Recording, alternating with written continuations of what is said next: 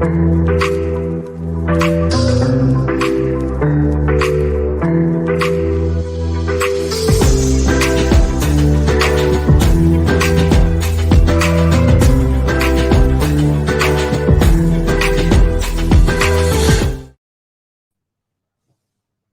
everyone, welcome to Tipping Point, the Power of Clarity. I'm your host, Amina Zamani. Okay, so I'm going live from Israel today, which is amazing. I've been in Israel for the last couple of weeks and invited my good friend Shannon Snow to join the podcast. Shannon, are you there? Welcome. Hi, it's so good to see you. Hi. So good to see you too. So Shannon's joining us from Miami. Actually, I saw Shannon just a couple months ago. We were hanging out in Miami, so it's really nice to be reunited. So the purpose of this show is obviously the power of clarity. How do we turn one of the most difficult things in our life into power and the clarity that led us there? But sometimes you don't need really difficult situations. You just need to get clarity. Right. And so I think you are somebody that's so phenomenal at getting really, really specific and clear and then taking action. So actually, Shannon, for context, why don't you tell people a little bit about your background and then we'll jump into the clarity. Absolutely. It's such a pleasure to be here. Thank you so much for having me. So my name is Shannon Snow. I'm the Director of Entertainment at Meta, formerly Facebook, and an angel investor. I lead a team that works with streaming, sports, publishing, film, and TV companies to help them grow their businesses. And then previously to that, I was a longtime Googler, helped grow a bunch of different businesses to $1 billion level. And most importantly, I'm very passionate about helping women succeed. So I've recently been in angel investing in female-founded startups and mentoring diverse founders. So I'm really excited that we're going to talk not only about clarity, but about females in business and investing. So thanks so much for this opportunity. Yeah, I know. I feel really, really passionate about female anything really. Shannon, I think that as we consider what's happening in the world, post pandemic, we're not totally out of the woods yet, but lots of things are still in flux. The market and investing has become a really hot topic. And unfortunately, women are not really in the market. They're not really in the game. Only 26% of women are invested in the stock market. Women tend to still earn less, spend more time on education, and they just aren't taking as much initiative with their finances. And when it comes to startup founders, they're not getting enough investment. So what do you think about this sort of conundrum and this issue? Yeah, I mean, this was definitely something that led me to want to get involved in investing. One of the jobs that I had that I most loved was leading a team called the Disruptors at Facebook at that time.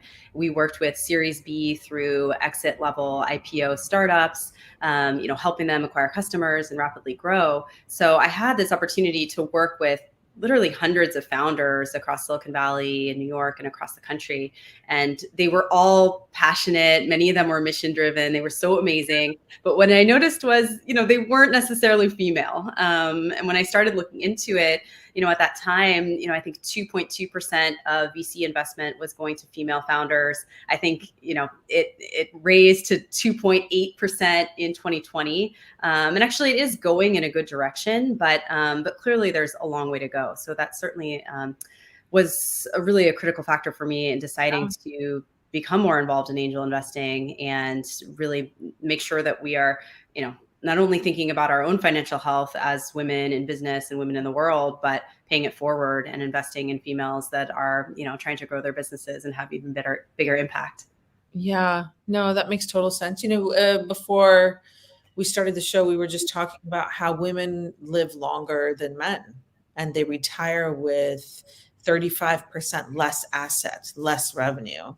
That's really sad. I mean, this is a thing in America, and I know there's no quick fix for this, but I'd love to hear your thoughts about that. Yeah, I mean, I think one thing is just some context and being kind to ourselves, when we look at some of the history, women were not able to open a checking account independently in the US until the 60s. And it wasn't until the mid 70s when actually there was legislation making it so that women had equal access to credit cards. So, for some of us that are, born a little bit after that era, but really not too long, I think just realizing that there's been a long history of limiting women's access to financial resources and really masculinizing money. And so while I would say that, of course, it's within our power to get more interested, we also have to be kind and realize that there's been a long history of why this is the case. And it's okay to recognize that and just move forward, knowing that we're taking a step in the right direction. Yeah. Yeah, exactly. I think that you've done a really nice job focusing on investing, focusing on angel investing early. So like if somebody isn't at that stage of like, being really far along, what are some like initial early stage steps you would recommend for them? Well, I think there's the, kind of putting the oxygen mask on for yourself and then putting it on for others. So I think if you're at a place where you want to take control of your own financial health, I think there's a lot of clear steps that are easy to do, right? Paying off, high interest credit card debt, having a 6-month emergency fund, maxing out your retirement accounts with your employer if you have access to that. I think all those are things that, no matter if you decide to become, a major hardcore investor or not, are good to kind of get your own financial health in order. Yeah. And then I think getting back to the clarity piece, one of the reasons that I started investing was really just, setting small goals for myself and really just making a priority to just start, right? I think it can be really overwhelming. People are like, oh, I wish I had put money into XYZ company. I wish I had bought Amazon in this year. Now it's like, oh, I wish, I had bought Bitcoin in this year. And I think it's, it's really easy to look backwards and beat yourself up and be like, I missed XYZ thing. But, I think the second best time to start is today. And so I think realizing that even if it's just, hey, I want to take $500 and put it into S&P 500 and know that I've taken a first step, knowing that is moving forward and it can, be the start of something a lot more. Yeah. Yeah. No, I mean, to that point, getting started right away is like, I think really important, but there's so much noise out there around the market, the right financial planner, this, that. How do you personally get clarity on choosing the right person, on taking that right action? I think most people get paralyzed because there's so much noise, they don't know where to start. Yeah. And I think to your point on clarity, we've had many conversations about this and been really honored for you to say that, I have been someone who can get clear and I do put it as a value. But I'll say the reason that I'm like that is, I wasn't born that way. So for background, my brother is pretty much a musical genius. He was born just turning everything into an instrument. He ended up playing in jazz clubs at age 16, just being one of those people that was born knowing what they want to do. And I feel like we have so many people in society that, that we are icons, right? And it's like, oh, they started this sport at age 3. They started, doing this at a really young age, and look how far they've come. And I think those people are amazing. But I was someone who was not like that. I was born, interested in a lot of things, and being 70 to 80% great at some of them.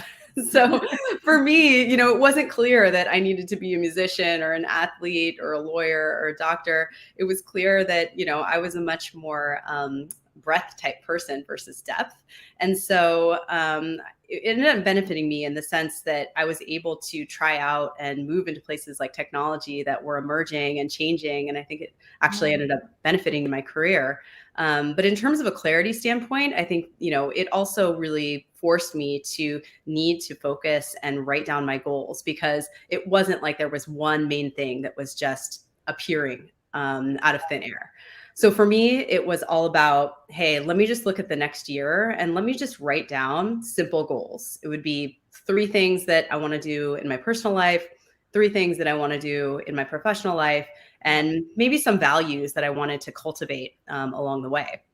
So getting back to the financial piece, for me, this once I had decided that I wanted to get involved in angel investing, my simple goal was make 1 to 2 angel investments. It wasn't like find the next Google. It wasn't make X percent. It Yeah. was just start. And so I think that I found that that has been very grounding for me as a whole clarity process, but Yeah. also as a way to empower myself just to get going from a financial standpoint and in angel investing. So I share that in hopes that, maybe there's others who maybe weren't born knowing exactly what they want to do, or maybe don't have, an MBA in deep analytical finance, but still want to get empowered in this area. Yeah. Oh, that's so cool. That's so cool. So it sounds to me that like you put some goals together and then we're able to just like move towards those goals. And it wasn't like boiling the ocean. It was like, hey, just let me start with one. Absolutely. I mean, I think that it people will people are charmed but also mystified by my simplicity. I think it is a strength because the simpler you can keep it, the easier is it to get going. So I Yeah. think for me, from a clarity standpoint, one, just making time to reflect, taking that 1 hour. And I know Amina, you and I have done this at the beginning of the year, just sitting down together, making space together to say, hey, like, let's just write down our goals, right? So having that hour to reflect and actually write it down. And I think some of the things that, you really helped me do was, sharing them, right? Because I think that that's the other piece, right? It's one thing to take time to get clarity. It's another thing to write it down and remember what you even wanted to do. And then, and then having the courage to share it with someone, right? Yeah. Because I think sometimes it can be very overwhelming to say, oh, I'm going to go from having no angel investments to having 2 in a year. And once you tell someone, there's that fear of like, okay, what if I don't do this? What if I fail? But having someone like you to share it with, who can then help you, right? Because that's what I found the power of sharing these goals is that once people know where you're trying to go, they'll think of you when they find someone that can help you. So, Yeah. so I think that it can be as simple as that sometimes. Yeah. Yeah. I love that. That's really true. And so like, I think you hit something really, really important around getting clarity is sharing it.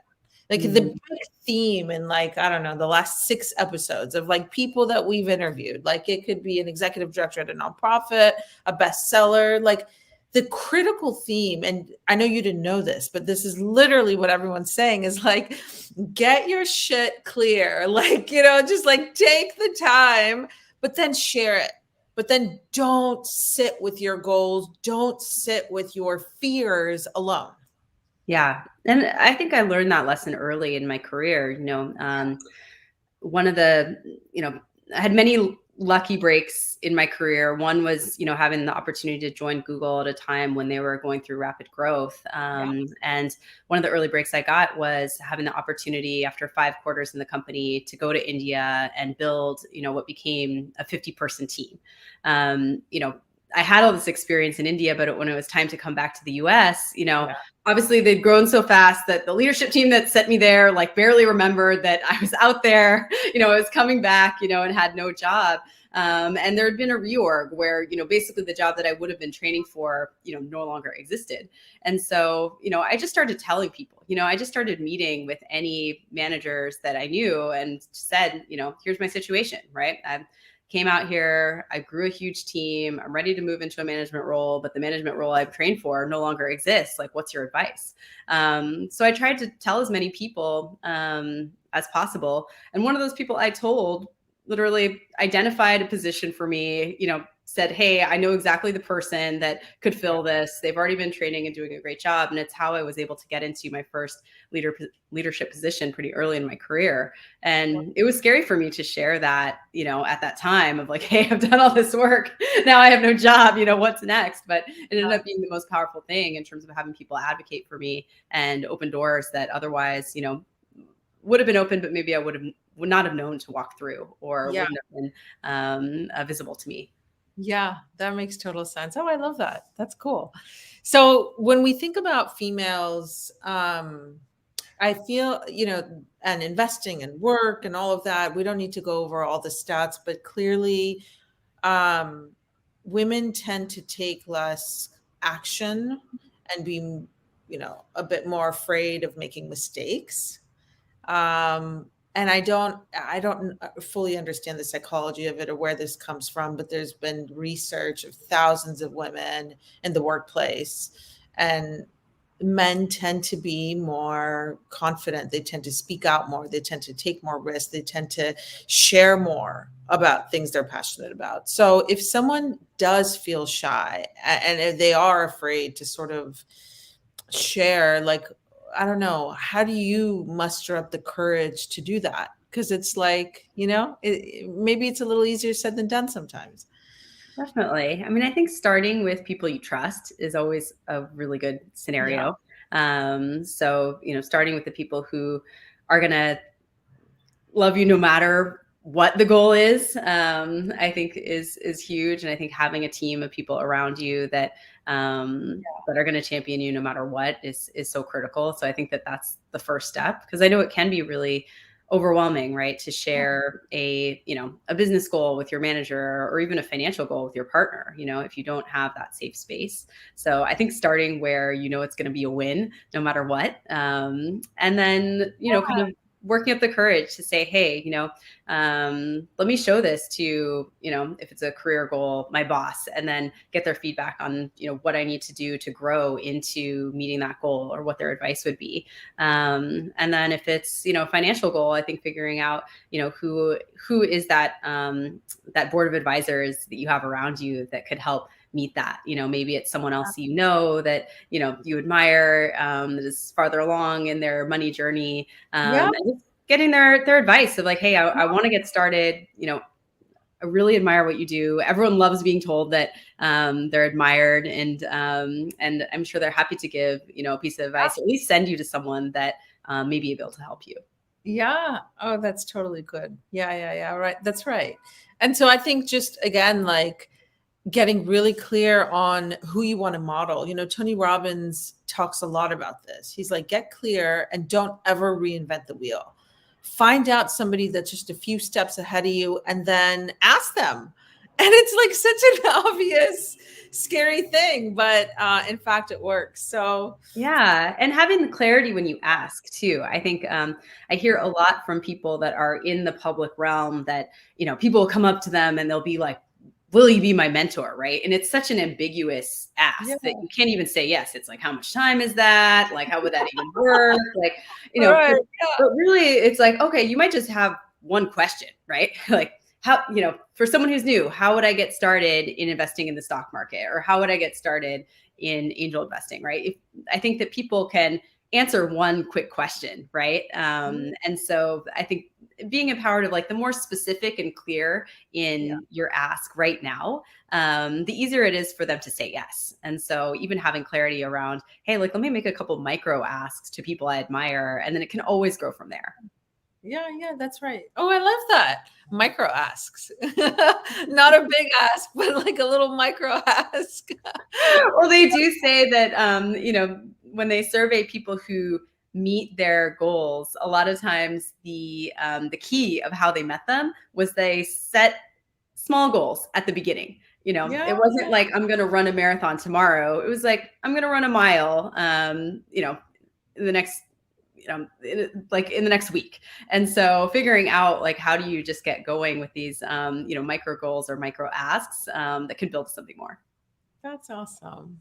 So let's talk a bit more about your decision to support female founders and your angel investing. Like, I know you wanted to do it. I know you saw that, more of a male dominated field. You wanted to sort of be the change or whatever. But, like, can you walk us through your process and like how, like what you did and how you did it? Yeah, absolutely.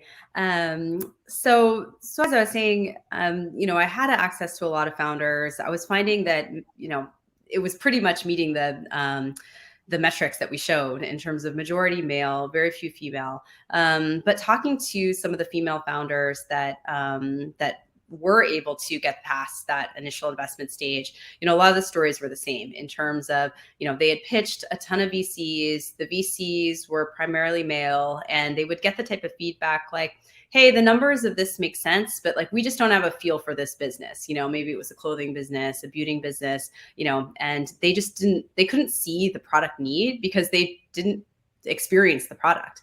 And so it just became so clear to me that we just need more female investors just at every level, because, Mm. we see different needs. Like, we have a different experience in the world, like we have different problems, and there's going to be this entire universe of companies that we see as viable because we see different problems and challenges in the world. Yeah. And so so that was such a catalyst. And then Yeah. I think the next thing that was really helpful was understanding that there's many other women like us that are interested in finance, that Yeah. want to angel invest. There's quite a few classes and programs for women to get involved in angel investing. I took Class Rebel, which has an angel investing 101, which is really great because it also showcases how you can consult for equity in startups in addition to Oh, invest. And so I think that's a really great, powerful thing to think through, especially if you're not at the point where you want to showcase capital, but you have skills to give that could be really helpful to startups. yeah. And then Pipeline Angels is another one that I've had many friends in New York get involved with. So finding that community and education, I think, is really critical. Yeah. And then you find that they're getting a network around you. Once you invest in a startup, typically you'll see that there's other co-investors and there's other people that are similar to you. So I think finding reaching out to some of those people who are co-investing with you and learning about what type of companies they're investing in, who they're looking for, seeing how you can help each other, because I think it can be very communal. I think one thing that a meme that's out there is your finance journey is it's secret, it's something that is just for you, you're not supposed to talk about money. But what I've seen is that when you get into a community of people who are making positive financial goals or interested in angel investing, you learn, you help each other, and it's such a journey. And so it definitely helps ease the way. Yeah. Oh, that's so inspiring. I love that so much. Yeah. So it sounds like what were the names of those two organizations that you just listed again? Class Rebel is one that Okay. I would definitely recommend. Their Angel Investing 101 class is really great. And then Okay. Pipeline Angels, I think it's New York based, but it also, kind of has a curriculum that's focused on giving you some of the financial fundamentals and also putting you together with other, new angel investors to kind of co-invest. So I think there's many organizations out there, but those are two that I've heard, heard and experienced great things about. Oh, I love that. It's like it's not like rocket science or whatever, but the topic is laced with intimidation and fear and the reality is like to your point, you just got educated. Like if you don't know, like Google's out there. I was like Well, also viewing the process as an education, right? I mean, for me, right. my overall financial strategy is much more grounded in the traditional, right? Like savings, stock market, retirement. For me, angel investing is much more purpose driven, and it's also a learning vehicle. Every dollar that I invest in a startup company, I have to be okay with losing, because it's very risky. It's not what I'm betting my financial future on, but I learned through the process, right? Meeting different founders, like understanding the financial models, understanding where I can help. Yeah. It's almost like thinking about, hey, maybe every year I'm not going to get a new master's degree, but if I invest in several companies, it's almost like an education for myself. And even if this company doesn't work out, or we don't understand if this is going to pay out for 10 to 12 years, I still learned through the process, and I still got to know this part of the market. I got to know, just new arenas. And so I think viewing it as an investment in your own learning and an investment in yourself also makes sure that you have value, regardless of whether it pans out from a financial standpoint or not. Wow. Yeah. Yeah. And I love what you said around like, hey, get your financial house in order first before you sort of venture into the angel section. But um, I think it's also really valuable if you have some skills, if you're in tech. I mean, I think a lot of us have been. I was at LinkedIn for quite a while and now full time doing my executive coaching. Like, um, there are things you can offer startups for equity that can actually be very beneficial and fulfilling. Absolutely. And I think that, there's a real value that I've seen that you can add, especially as someone who is working, is operating in a business, whether it's marketing or tech or, you're in finance. I mean, there's so many different skill sets that you can offer. And you find a lot of startups, many of their mentors and investors, they're coming just from a finance angle, and maybe they haven't been in the operations of the business. And so you, as a mentor or an advisor or a board member, can just add a totally different perspective, because you might be the only woman, you might be the only person that's actually working right now and is exposed to kind of real time things that are happening. And so really owning that power of, hey, maybe I'm not the person who has invested in 2,000 deals before this point, but I am the only operator at the table, and I have a new perspective and value that I can add to the founders that I'm working with. Yeah. Yeah, that's so true. Like believing in yourself ultimately is so important, right? And like I love, as we wrap up, I love that you gave some really sage advice. I mean, it's about educating yourself. It's about just getting started. I've heard this from so many experts. Despite what's happening right now in the market and the stock, right? Like the stock market, things are really high right now and people are really afraid it's going to drop, and it might. But that's why dollar cost averaging is really great, right? Because you can start investing slowly and over a period of time. But I think the key is to get started. Um, and seek out those people that can actually maybe that are a little further along the way that can help. Watch, Shannon, you're going to get like 1,000 people now being like, how do I they're going to ask you micro questions around angel investing. Bring it on. I would love it, especially the opportunity to meet especially smart women like yourself, Amina, always brings me joy. So bring it on. I love it. Cool. Well, any final words? And, I think the thing that struck me the most about what you said was just be kind to yourself. Like if you look at the history of time of like women and empowerment, like we're in a really good place. We're in the best place that we've ever been. I mean, the fact that we have so much more rights than we ever did before is our opportunity to seize that and not operate from fear, but use it, really come from a place of gratitude and say like, yes, like I want to get started for my future, for my empowerment, I love that. So I was wondering if you had any sort of final words.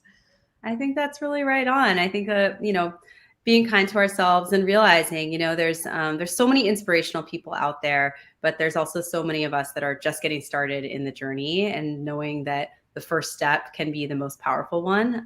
You don't have to compare yourself to a billionaire or someone who has been doing it for many years. I think that, it's in complete our control to ask a micro question, set a micro goal, and just get started.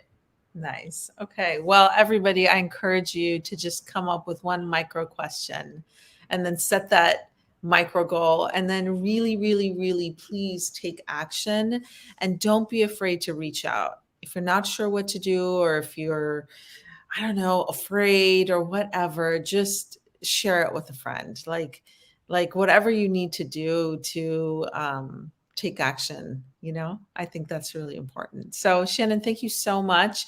Where can we find you? Actually, if we wanted more information, or if somebody wanted to run their micro goals by you, how do they find you? Amazing. So they can go to shannonsnow.com. You can find all my social channels there, or here on LinkedIn. And I look forward to meeting everyone. Yes. Cool. Well, everyone, thank you for joining Tipping Point, the Power of Clarity. I think you gave us lots of wisdom drops, lots of points for clarity. I'm Amina Zamani, your host. I'm an executive coach and here to answer any questions that you may have around your goals and specifically what may be blocking you. So maybe, Shannon, you can come back. This might not be the last that we see of you. So I would love it. Any opportunity to see you, Amina, yes, here cool. or elsewhere. I look forward to it. Nice. Okay, well, cool. Thanks, everyone. Have a great day. Let us know what you think. Bye.